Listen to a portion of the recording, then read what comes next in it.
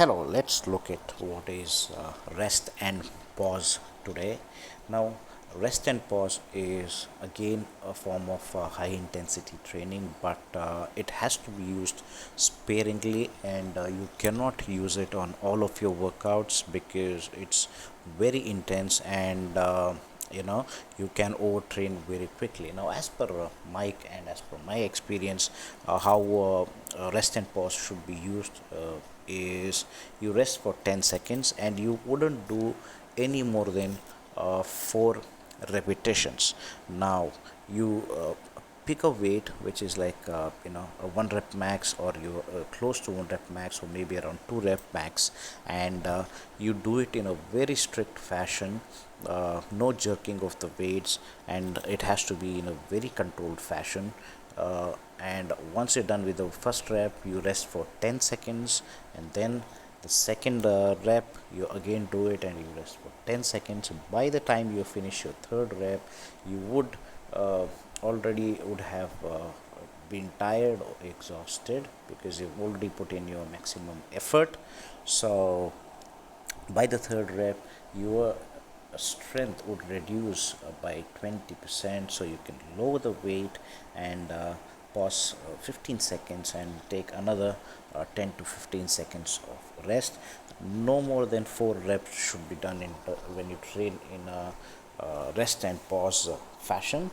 However, things to take care or you know note when you train in this sort of fashion, or for that matter in a high intensity fashion, is the training has to be brief, intense and infrequent. Now if you're training very intensely, then you cannot train for long. So either you train for long or you train intensely. So those are that's how the relation exists. Now training every 4 out of 10 days is good, or but as I said, always you have to experiment with your own experience. So if you feel you have good recovery, you can cut short the training day by a day. As in, if you were to train once in 4 days out of 10, if you feel your recovery is good, then train 5 days out of 10. However, if you see there is no progress, or you are lagging, which means you need more rest. However, in order to use that principle, you also should make sure you're training intense enough. It is not just training once in 4 days out of 10, but you have to make sure the 4 days what you train is very productive and intense and brief. So the more time you allow to rest and recover, uh, especially when you're a natural and you're training intensely, you would need more rest because the body needs to uh, grow and also recover, right, and replenish whatever has been used to put that maximum effort. Now, if you look at somebody who has never trained, any form of training, be it high volume, low volume, will work for that particular person because stress, the body has not gone through that kind of stress earlier. So, stress is the key. Uh, and you introduce stress in the form of weights.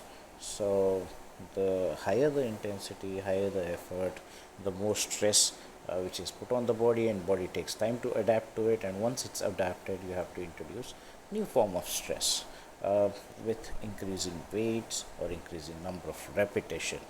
But the intensity has to be brief, and the volume will and have to go down.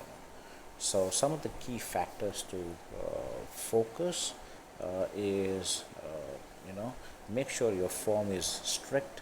You do not jerk the weight, which will lead to injury and thus will halt your progress and your training. So it has to be in a very strict form, and don't go overboard with using more weight as well. It is not the amount of weight you use, but the strict form you use, and progressive overload.